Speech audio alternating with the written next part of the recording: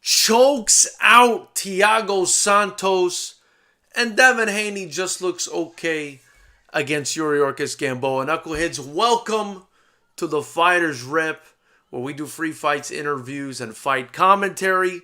It is Get It Right Saturday night. Hope you're sipping what you're sipping, partaking in whatever else you partake in, because we are live and we're here to talk about some fights. And, first and foremost, my goodness, what a performance. What a performance by Glover Teixeira. This is a guy who I felt like was probably written off a while back. A lot of people, if you're like me, probably saw this guy, thought he hit his peak against Jon Jones in a loss, and just kind of forgot about him. And that is not the case with Glover Teixeira. That is not the case. And he showed again tonight, right? He showed once again tonight that he is a factor at light heavyweight, despite the fact that the guy's 41 years old. He put on a spectacular life and death dramatic performance against Thiago Santos, again, despite the fact that he's 41 years old, making him Thiago Santos' junior by 5 years. Great fight. Sort of back and forth at times. Obviously, Thiago had him hurt definitely at the beginning of the third round. Looked like he was going to end him. But I felt like Teixeira was really dominating you guys in the first couple rounds of that fight. And then just the third round came around. But before we talk about that third round, at the end of the second round, he was really dominated Santos, put him in a rear naked choke, and I felt like perhaps he got comfortable there. Perhaps he found something there. He found a vulnerability in Santos. And he probably felt like he could get back to that position and capitalize on that rear naked choke again. And in the third round, he gets dropped. It looks bad. Thiago Santos raining down punishment on him. It's looking like the fight might even be stopped. And then all of a sudden, he survives the barrage. He survives the storm. He reverses position on Thiago Santos, gets him again in the rear naked, and this time chokes him out, man. Santos is forced to submit because locked in too tight, getting beat up in top position. He did just tap, but he would have choked out had he not tapped. But yeah, he did just tap. Appreciate you being in the chat there, Jay. He did just tap. But man, what a fantastic performance by a 41-year-old. Again, that's not lost on me by any means. By a 41-year-old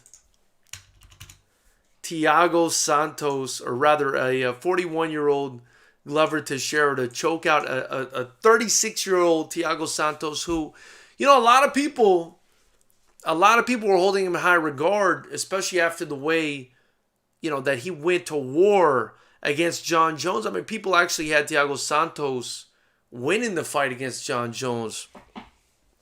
So, man, I've got so much respect for Glover Teixeira. Again, man, he's doing this at 41 years old. 41 years old, and he's still getting it, man. He's out there, in his little gym in Bethel, Connecticut. Teixeira MMA and Fitness. And, I hear it's just, pretty basic gym. Nothing too big time, small time gym, but it's getting the job done, man. And now he's put himself in a position to where he could become the light heavyweight champion of the world. If he if this fight against, or this fight between Jan Blachowicz and Israel Adesanya goes down, you know, I think he gets the next crack. I mean, I don't see why not. I don't see why a Glover Teixeira doesn't get the next crack at whoever wins that, at whoever's the champ, because let's face it, I mean, he's earned it. Look at his resume. Look at his past 5 fights. Thiago Santos, Anthony Smith, Nikita Krylov, Ion Cutelaba, and Carl Roberson. And he's finished 4 out of 5 of those guys. He's finished 4 out of 5 of those guys. And JC Desmond in the chat is right, man. Glover beat him easier than Jones did. Of course, styles make fights. That's true. But, it's amazing at 41 how he could be, he could be such a threat still. Marco Martinez says Santos was looking good. I would love to see Glover versus Jan for the belt, but I don't think it ever happens. We'll see. We'll see what happens between Jan and Izzy. I think that's a tough fight. I think that's a tough fight for Izzy, man. I guess I would favor Izzy right now, but not by much. Not by much. Because Jan Blachowicz, man, he's shown time and time again. He's got rocket fuel in those hands, man, and in both hands. And if he lands a shot on you, I don't care who you are, you're going out. He put Corey Anderson, he put Corey Anderson out. He did the same thing to Dominic Reyes. He did the same thing to Luke Rockhold. And again, I mean, these are all athletic, pretty tall guys, similar to Israel Adesanya. And I think Israel's can't underestimate Jan at all, man. Can't underestimate Jan at all. JC Desmond says, imagine Santos versus Rumble Johnson just because of that killer power. That would be scary to watch. I think that would be a fun fight to watch. I wonder if Rumble Johnson, though, is going to fight again. I don't know what his deal is. But, I guess we'll just kind of have to wait around for that. The other thing I wanted to discuss, and we'll get back to, we'll get back to the UFC in a minute. But the other thing I wanted to discuss was tonight's fight with Devin Haney, which I said on the channel not too long ago. I didn't want to waste too much time on it. I made one video about it. This fight against Yuriorkis Gamboa, man, it was just some sort of litmus test, man. It wasn't even, there weren't even any stakes involved at all in this fight. I mean, I didn't understand this fight other than, again, to use as a barometer to see where Haney is versus Tank Davis, because Tank had fought Yuriorkis. I figured that was the only sort of utility of a fight like this. I mean, what was the point of making Devin Haney Yuriorkis Gamboa? And a lot of people on the video, and you go back and look at it, were telling me that Yuriorkis Gamboa was going to beat Devin Haney. And I just don't see how anybody who watches boxing or knows anything about boxing or cares to know anything about boxing would have thought that Yuriorkis Gamboa, now in his 40s, I believe, was going to be any problem at all for Devin Haney, who's basically like the next up-and-coming star in the division. But, what I want to say about that fight, besides the fact that I thought it was a foregone conclusion, I mean, an absolute foregone conclusion that Devin Haney was going to win that fight, that Yuriorkis Gamboa had no shot. I did want to say that if it was a litmus test, and if it was to be used as a barometer to compare him to Tank Davis, he didn't make a statement. He passed the test, but he just passed it, C+, B-. He didn't make a statement, you know what I mean? He didn't make a statement the way I felt like he needed to announce himself to the division and to boxing as the next big sort of star in boxing. He didn't make the statement that Teofimo Lopez did against Richard Kami, for instance, or what he did against Lomachenko in his last fight.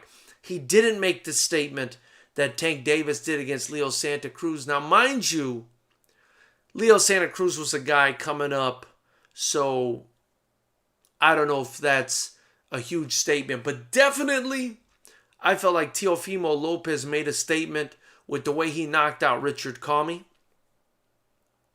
And I felt like he made an even bigger statement for us hardcore fight fans, even though it wasn't like a spectacular knockout or anything, but still made a great statement in what he did against Lomachenko. I mean, to the real boxing fans and purists, that may have been the biggest statement we've seen all year. Considering Lomachenko has pretty much hardly ever lost. But Devin Haney didn't do that tonight against Yuriorkis Gamboa. Yuriorkis Gamboa in this fight, to me, right, and I could be completely wrong, but this is what it looked like to me. Yuriorkis Gamboa looked like he was walking forward. He looked like he was moving forward, throwing punches, and didn't really mind what was coming back to him. He didn't really have to worry about the power, of Devin Haney. And that's going to be a problem in that division for Devin Haney because he's going to have a hard time keeping some of these guys off him. For instance, if Teofimo comes after him and he doesn't put something on him that's going to keep him off him, Teofimo could really hurt him. Same with Tank Davis. I mean, we've seen these guys have big power, and they might be able to just go in there and bang Devin Haney out.